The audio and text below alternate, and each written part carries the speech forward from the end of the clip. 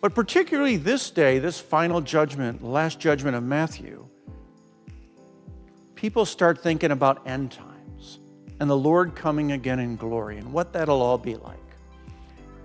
And the one thing we know for certain, not one of us knows. We don't have the answers, we don't have the clues, we don't have anything that's going to tell us when or where or how things are going to be. So it's okay to speculate a little bit. But our speculation should be grounded in the things we know. Things like our tradition, things like the scriptures, things like our experience of God that we already have. So I'm going to give you my vision of the end times. Well, first of all, when's it going to happen? We are not even close. In the big continuum of human existence, we might be in the first couple seconds of life. When will it happen? Here's where we got a little bit more evidence.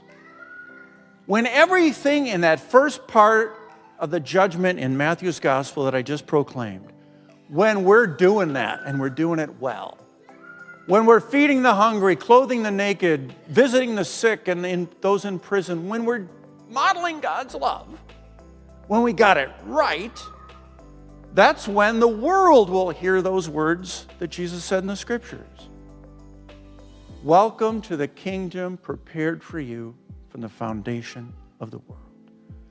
Because we have finally got it right. That's why I say we're a long way, because we know we're a long way away from that. Now, how can I say that? Well, I can say it because I think it's rooted in not just our tradition, but in good philosophy of what God must be like. Because God must be perfect in all things. So God is perfectly patient and God is perfectly merciful. So we're going to have a lot of time to get it right. In fact, I would argue we're going to have as long as it's going to take. And that's going to take a long time. But maybe, if we want to commit to it just a little bit more, we can listen to those things and start to do them more often. And then we can bring the fullness of the kingdom just a little bit closer. Whenever we care for those who are suffering, whenever we are merciful, whenever we are, what? Christ-like.